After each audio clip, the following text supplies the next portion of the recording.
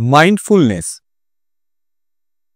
এই শব্দটা অবভিয়াসলি মানে পোস্ট কোভিড এই শব্দটা প্রচণ্ড প্রচার পেয়েছে এবং এটা নিয়ে অনেকেই কাজ করছেন। অনেক গুরু আছেন, অনেক সংস্থা আছে, অনেক ইউনিট তৈরি হচ্ছে যেখানে মাইন্ডফুলনেস প্র্যাকটিস আমরা শুনেছি, নানা ধরনের মেডিটেশনের কথা শুনেছি, বিপাশনা মেডিটেশন তার মধ্যে অন্যতম, মাইন্ডফুলনেস নিয়ে যেখানে কাজ হয়। কিন্তু এই শব্দটা কিন্তু অনেক পুরনো। আমাদের ছোটবেলায় এর বাংলা সংস্করণটা আমরা অহরহ শুনেছি। আমাদের বলা হতো একটু মননশীল হও, মানে মনোযোগ সহকারে যে কোনো কাজ করে, বিশেষ করে পড়াশোনা মনোযোগ দাও, পূর্ণ মনোযোগ দিয়ে পড়াশোনা কর। কিন্তু আমরা কি করেছি? আমি তো করতেও পারিনি। তোমরা নিশ্চয়ই অনেকে করতে পারো। এখন দেখা যাক যে এই মাইন্ডফুলনেস ব্যাপারটা ঠিক কি এবং কেন এটাকে এভাবে জোর দেওয়া হচ্ছে। আজকের দিনে নিউরোসায়েন্স সেটার ওপর ভীষণভাবে সেটাকে হার্ড করছে, মানে সেটাকে পয়েন্ট আউট করছে। মেডিটেশন তার মধ্যে একটা বড় অস্ত্র মাইন্ডফুলনেস থাকার জন্য। এই মাইন্ডফুলনেসটা কি, কেন এবং সেটা আমাদের কিভাবে উন্নতি করতে পারে, কি কাজে লাগে, মানে আমার নিউরোলজিক্যালি তার কি অ্যাসপেক্টসগুলো কি, আমরা চটচট করে একটু বুঝে দেখি। প্রথমত মাইন্ডফুলনেস বলতে সহজভাবে আমরা কি বুঝি, যে কোনো কাজে মনোযোগ দেওয়া, তাই তো? এবং এর উদাহরণগুলো খুব সহজ সুন্দর উদাহরণ। যে আমার যখন সাধারণভাবে সাধারণ ছাত্রছাত্রীদের ক্ষেত্রে কি হয়, পরীক্ষা 2-3 মাস আগেই যখন আমরা বই নিয়ে পড়তে বসি, তখন হয়তো 3 ঘন্টা 4 ঘন্টা একটা চ্যাপ্টার পড়ছি, কিন্তু সেই 3 ঘন্টা 4 ঘন্টা শেষে যতটা পড়লাম এবং যখন রিকল করতে যাচ্ছি দেখছি খুব একটা আত্মস্থ হয়নি। কেন হয়নি? পড়ার মাঝে অন্য কথা ভেবেছি, অন্যদিকে মন গেছে, হয়তো অন্য কিছু ঘাটাঘাটিও করেছি। এইটা বা আমি 3 ঘন্টায় ভাবলাম যে এই 10টা অঙ্ক করব, দিনের শেষে দেখা গেল সেই 3 ঘন্টার শেষে হয়তো 3টে অঙ্ক করলাম, 4টে অঙ্ক করলাম। আমি কিন্তু ওই সময়টা হয়তো অন্য কিছু করিনি। কিন্তু সেই আমি বা আমরাই যখন পরীক্ষার আগে 7 দিন আগে 2 দিন আগে যখন সেই 3 ঘন্টা পড়ছি, তখন অনেক বেশি আমি কনজিউম করছি, অনেক বেশি পড়াটা হচ্ছে, অনেক বেশি আত্মস্থ হচ্ছে।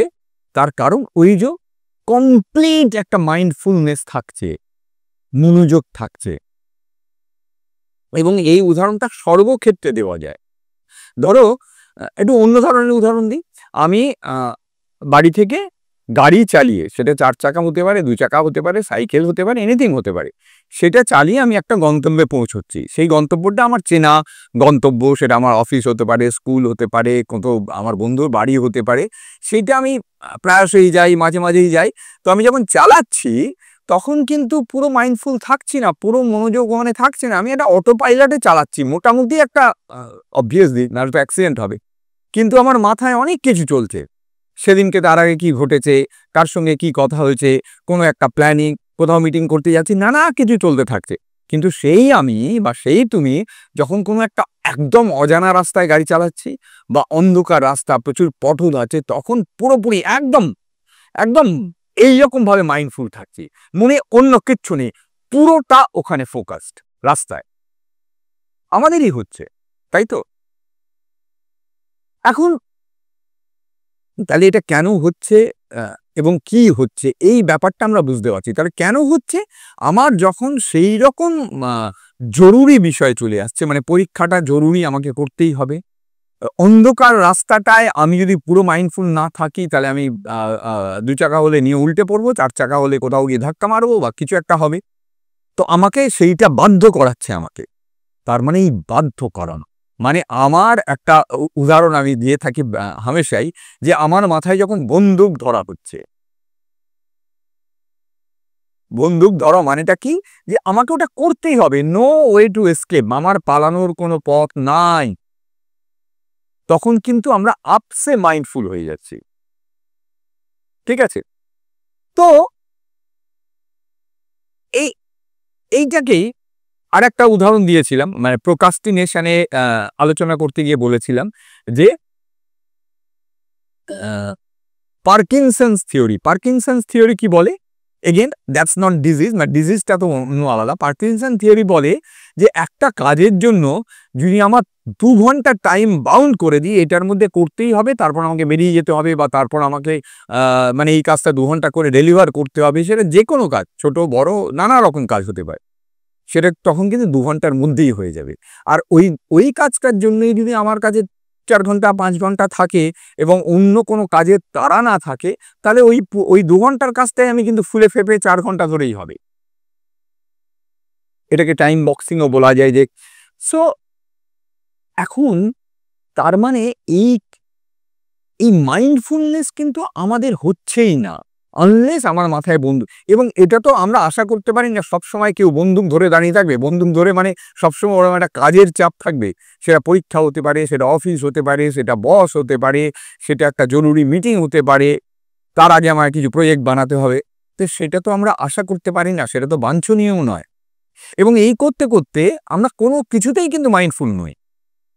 আমরা আমরা মানে প্রত্যেকেই অনেকবার করে দার্জিলিং যাই, এবং অধিকাংশ সময় আমরা কাঞ্চনজঙ্ঘা দেখতে পাই না।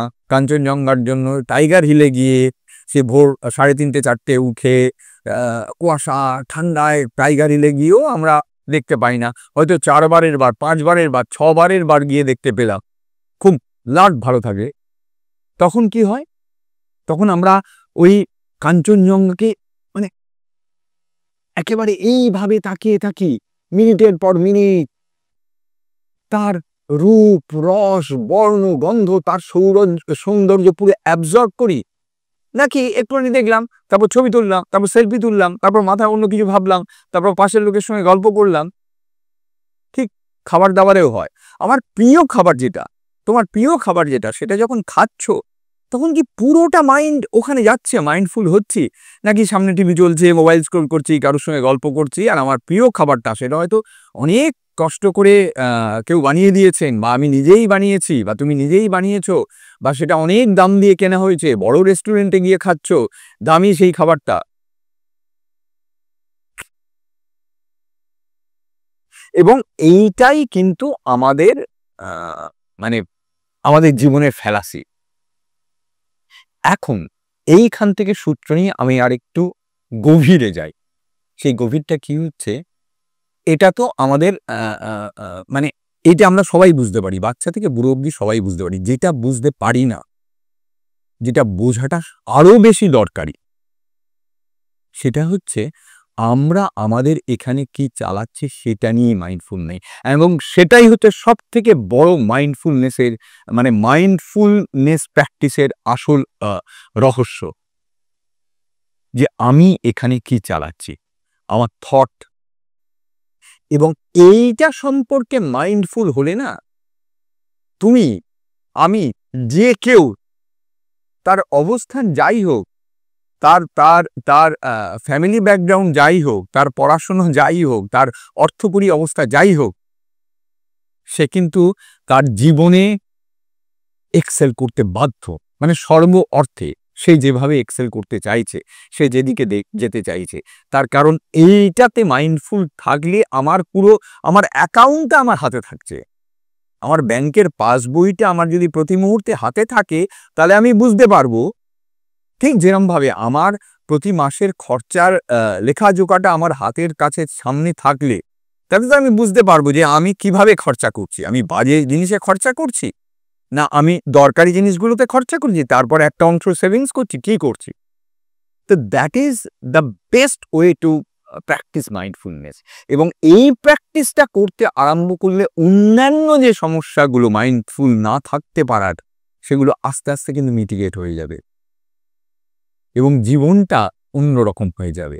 সে আমার জীবন এই 60 বছর এসেই হোক, কারো 10 বছর 7 বছর থেকেই হোক।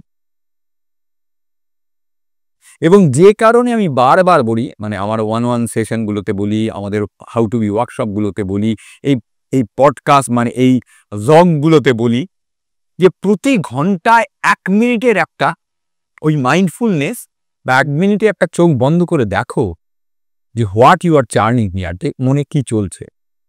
চোখ বন্ধ করে হতে পারে, চোখ খুলে হতে পারে, 1 মিনিটের একটা ব্রেক নাও। সেটা তুমি অফিসে কাজ করতে করতে হতে পারে, সেটা বাসে যেতে যেতে, মেট্রোতে যেতে যেতে হতে পারে, সেটা একটা চা খেতে খেতে হতে পারে, সেটা মেক ইট এ পয়েন্ট। সেটা 1 ঘন্টা অন্তর হতে পারে, 40 মিনিট অন্তর হতে পারে, 1.5 ঘন্টা অন্তর হতে পারে, 1 minute, 1.5 minute, 2 minute, 30 second, 40 second, what ever it is. এবং এইটা যদি আমি কথা দিতে পারি, এটা যদি তোমরা প্র্যাকটিস করতে থাকো 7 দিন, 10 দিন, 1 মাস, 1.5 মাস, এটা আস্তে আস্তে তোমার হ্যাবিটে পরিণত হবে। তখন কি হবে, তোমার সারা দিনটা তুমি মাইন্ডফুল হয়ে যাবে যে আমি কি করছি, কি ভাবছি, এবং আমার ভাবনাটাই কিন্তু আমি যে জিনিস চালাচ্ছি আমি সেইটার মধ্যেই ঢুকছি, আমি সেই জিনিসই দেখছি, আমি সেইটা চর্চাই করছি, আমি সেই সমস্ত সঙ্গেই মিশছি। So be mindful what you are churning here. এবং এইটা মাইন্ডফুল হলেই কিন্তু আমি এখান দিয়ে কি বলছি অ্যান্ড এখানে কি দেখছি, কাজকর্ম কি করছি, আস্তে আস্তে সমস্ত কিছু আমার সেই সেই সেই ডিসিপ্লিনটা বলো বা সেইটা আমার সিস্টেমের মধ্যে ঢুকে যাবে। দ্যাটস ওয়াই এই মাইন্ডফুলনেস প্র্যাকটিসটা মাস্ট। এবং তার জন্য কিন্তু আমাকে কোনো প্রফেশনাল সংস্থায় যাওয়া, কোনো কারোর কাছে যাওয়া ইত্যাদি ইত্যাদি করতে হবে না। হ্যাঁ, সেটা করলে কি হয়, এক ধরনের তারা একটা প্রসেস, বা আমার কাছেও যারা আসে একটা প্রসেসের মধ্যে বাউন্ড, ওই একটুখানি মাথায় বন্দুক ধরার মতো ব্যাপারটা হয়। কারণ একটা টাকা পয়সা খরচা হয়, একটা প্রসেস লেআউট করা হয়, তো তখন তার মাথায় একটা বন্দুক ধরার সিচুয়েশন তৈরি হয়। তোমরা প্রত্যেকে নিজেই করতে পারো যদি নিজের জন্য বন্দুকটা ধরো। Okay, so bye for today, thank you.